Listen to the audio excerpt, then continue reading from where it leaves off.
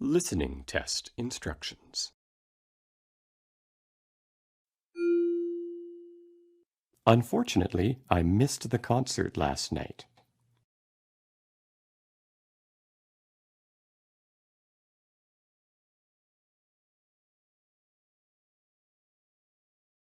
Listening to problem solving. You will hear a conversation in 3 sections. You will hear each section only once. After each section, you will hear 2 or 3 questions. You will hear the questions only once. Choose the best answer to each question.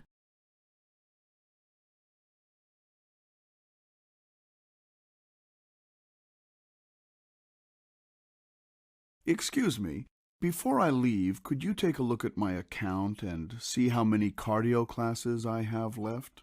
Sure. Do you have your membership card? Here it is. I joined this health club a couple of months ago, but haven't been keeping track of how often I come.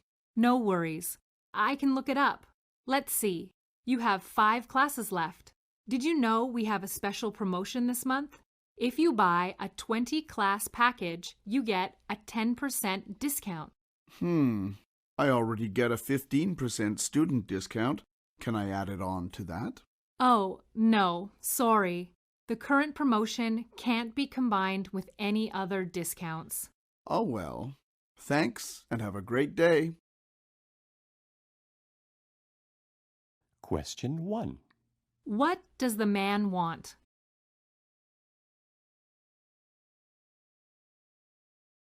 Question 2. What discount does the woman offer the man?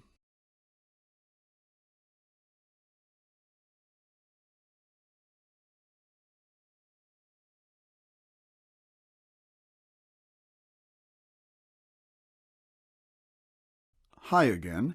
Hey, I must be having bad luck. I was on my way home, and once it started raining, I discovered that I'd forgotten my umbrella. Do you have a lost and found bin? I think I might have left my umbrella in the locker room. Sure. We have a lost and found. What does your umbrella look like? It's black, the kind where the stem collapses and it becomes really small. The handle is wooden. It's the Bay brand. It might have the brand logo on the handle. I don't remember. Let me check. Wow, umbrellas seem to be a commonly forgotten item, but I think I found yours. Oh, that's great. Thank you. You're welcome. See you next time. Question 3. Why does the man return to the health club?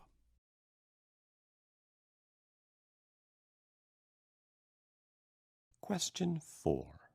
What does the umbrella look like?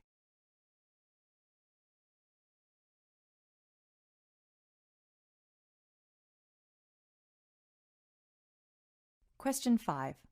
Which statement is most likely true?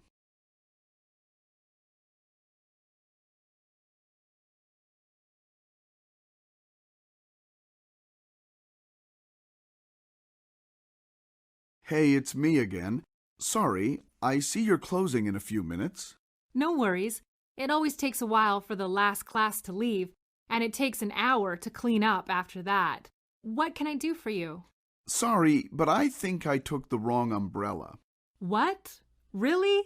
Yeah, are you sure there weren't 2 black Bay umbrellas in the lost and found? Mine has a rip in the fabric near the top, but the one you gave me doesn't have a rip. Here, see? I don't feel right taking it. Wow, what are the chances of that happening? Okay, let me go check the lost and found again. I didn't really look that carefully because I thought for sure that one was yours. Yeah, if you could check, that would be fantastic. 1 second. Wow, you're right. I can't believe there were 2 umbrellas exactly the same. Let's open this one. Yep, it's got a rip at the top. That's the one. Here, I'll trade you. It's a deal. See you next time. Just press the buzzer to unlock the door on your way out. Question 6. Why does the man apologize to the woman?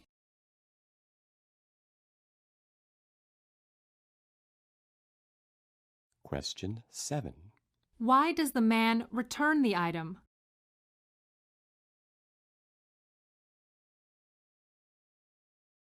Question 8. What will most likely happen next?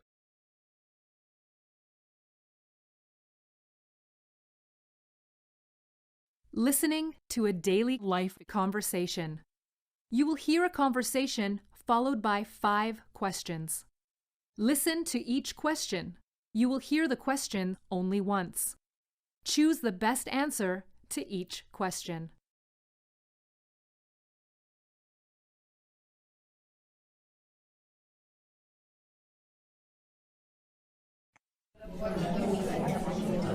Hey, I haven't seen you before. You must be new here. My name's Jonathan. How do you like it here so far? I'm Anna. Nice to meet you. Yes, I just started this afternoon. It's okay. Have you worked at this restaurant long? 2 years now, but I only work 4 days a week. I really enjoy it, but you don't sound like you're having much fun. This is my first time waitressing, and I'm afraid I'm not very good. I just spilled wine on a customer a couple of minutes ago. The guy was really upset, and I didn't know what to do, so I just ran off. What do I do now? That's okay. Everyone makes mistakes, even experienced servers. Don't be so hard on yourself. Don't worry. Just go back and apologize and bring him another glass of wine and tell him dessert will be free. What about his shirt? It's got a huge red wine stain on the arm. I heard him tell his date that he can't go to the opera with a ruined shirt. I'll tell you what. I'll go talk to him with you. We'll tell him the restaurant will reimburse him for his shirt. But first, we should tell Laura, the manager, what happened. Oh no! I'll get fired! She's going to think I'm the worst waitress ever. Laura's very understanding. Trust me, you won't get fired. She will make you practice carrying wine glasses, though. Actually, if this is your first time waitressing, I'm surprised she let you carry wine glasses at all. Usually they train you for at least a week first. Another waitress just passed me a tray with wine glasses on it and asked me to take it to table 5. She said she was too busy. Oh, I see. She must not have known it was your first day. Anyways, let's go solve the situation. You'll feel much better. It'll be fine. You'll see. Question 1. How long has the woman been a waitress?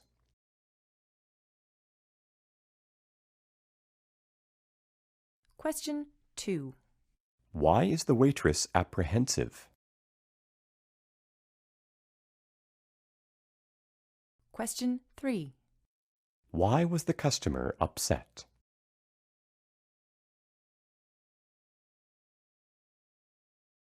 Question 4.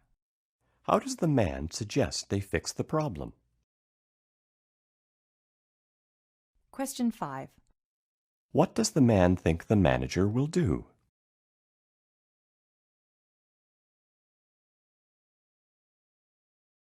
Listening for information. You will hear a conversation followed by 6 questions. Listen to each question. You will hear the question only once. Choose the best answer to each question.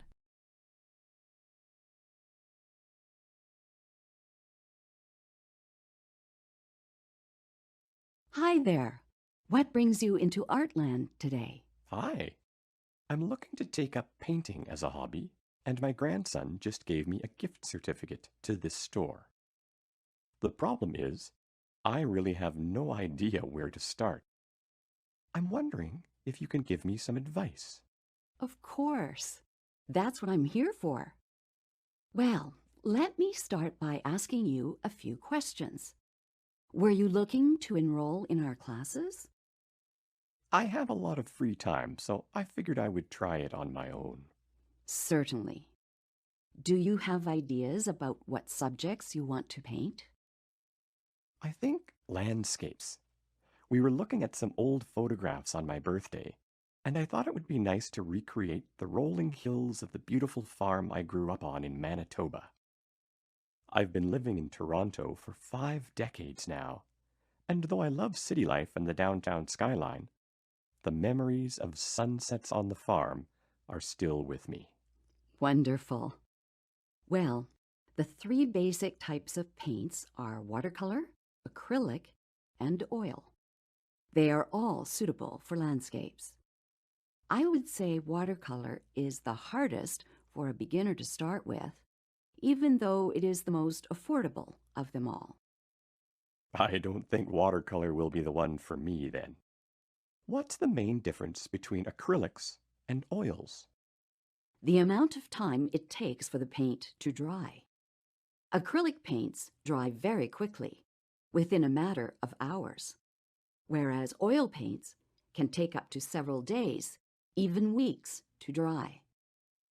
A lot of our beginner students like acrylics because if they make a mistake, they don't have to wait long to paint over it. However, that can also be frustrating because it's hard to mix the colors you want when they dry so fast. I see. Well, I don't think I'll mind fast-drying paints. I'll go for acrylics then.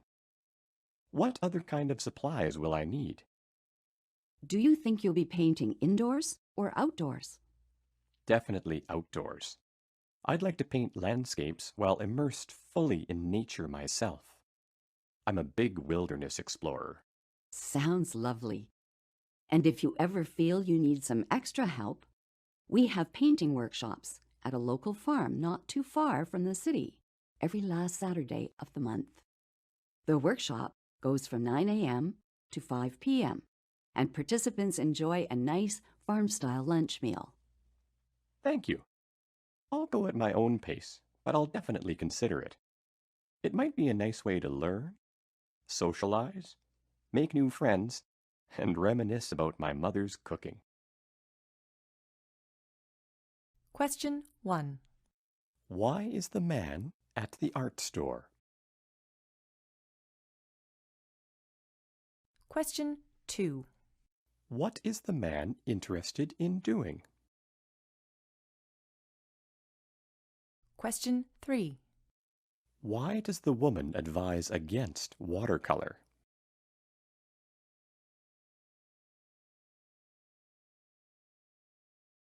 Question 4. According to the woman, why is acrylic better than oil paint?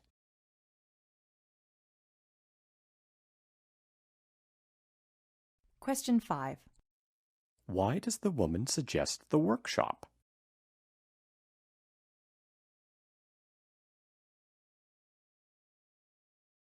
Question 6. What is the man planning to do?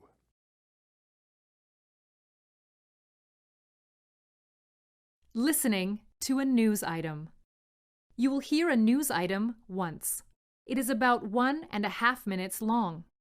Then 5 questions will appear. Choose the best way to complete each statement from the drop-down menu.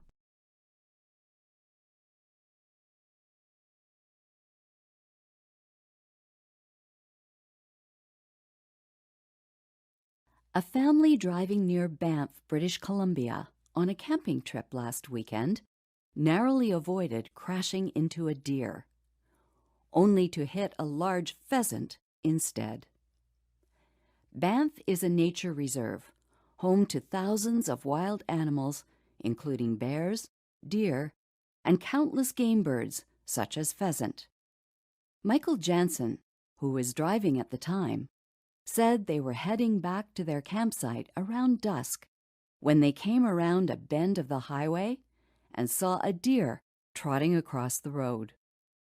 Jansen swerved successfully around the animal, but only a few seconds later, a pheasant flew across the road in the opposite direction and hit the windshield. He pulled over to the side of the road as the deer ran into the forest, unharmed. Unfortunately for the pheasant, the impact of the windshield killed it immediately. However, Jansen's daughter Emily, who took a wilderness survival course last year, decided to make the best of the situation. She took the bird back to the campsite and roasted it with garlic and onions. It's completely legal to eat roadkill in British Columbia, she explained. Why waste perfectly good food? It's sad that we hit it, but at least it didn't go to waste.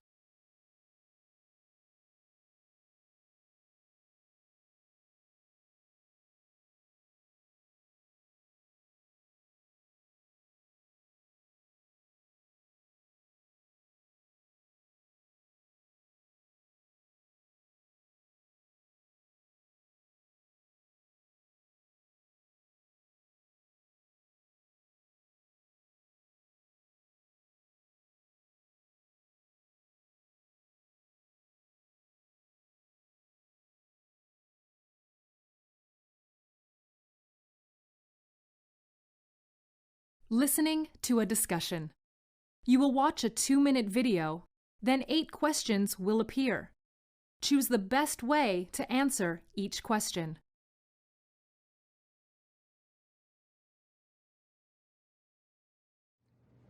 Well, thanks for being on time, folks. Our agenda today is pretty short.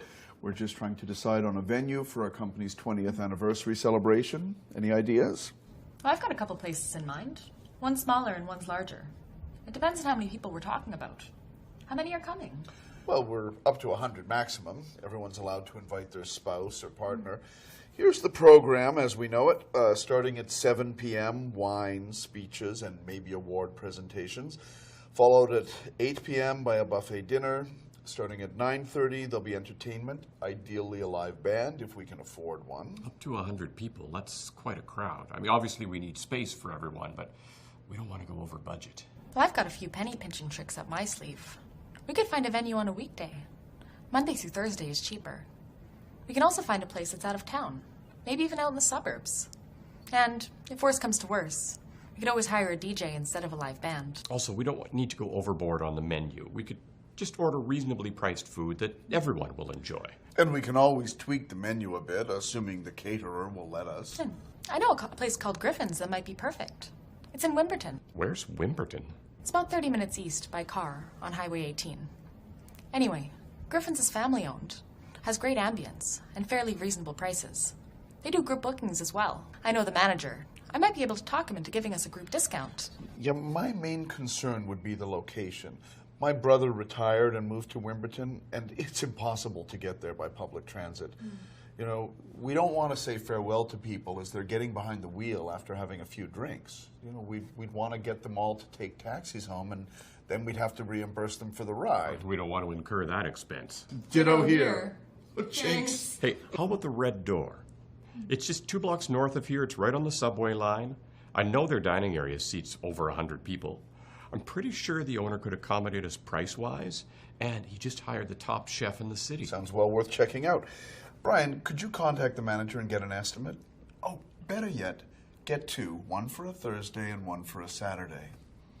So, we'll meet again next week and we'll take it from there.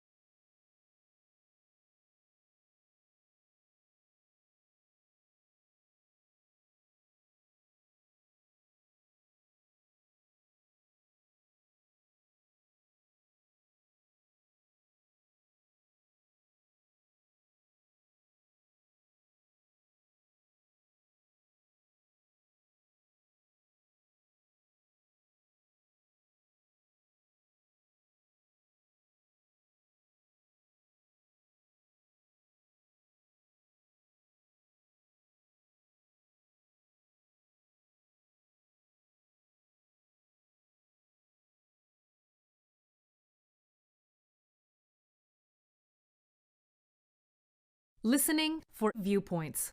You will hear a report once. It is about 3 minutes long. Then 6 questions will appear.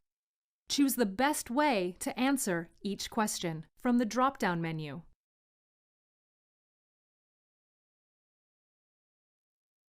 Asha Miller is a grade 11 student at Giles Secondary, a private school.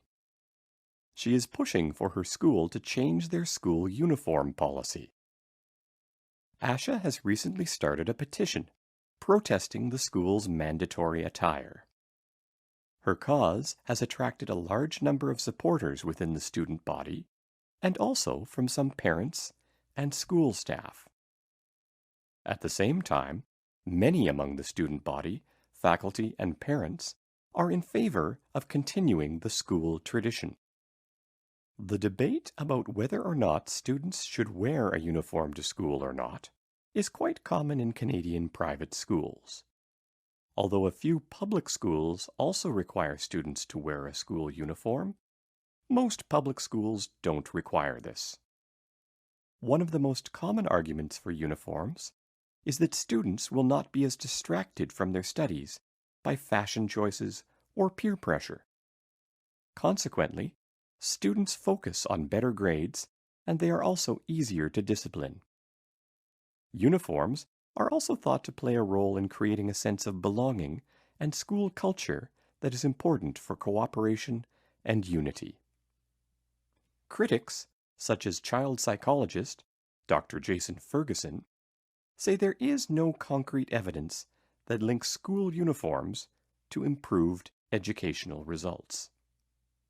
In fact, academic performance scores in schools that adopt uniforms and those that do not often average the same.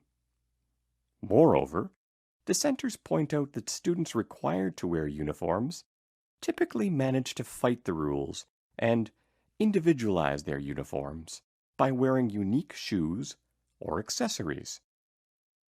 But perhaps the most damaging argument against uniforms is that they can discriminate against certain religions or cultures. The school's administration advocates that there is a middle ground. Uniforms can work with students' diverse cultural needs if the school authorities consult parents about what is acceptable. Exceptions could be made, such as, for example, allowing Muslim girls to wear long, loose trousers instead of skirts that might not provide adequate coverage. Asha Miller thinks such accommodations don't quite suffice, and she advances a different alternative. She is suggesting that uniforms be abolished in favor of a dress code that specifies the kinds of clothes that can be worn, including the length of dresses, amount of exposed skin, cleanliness, and so on. She argues this solution would address the concerns of all parties.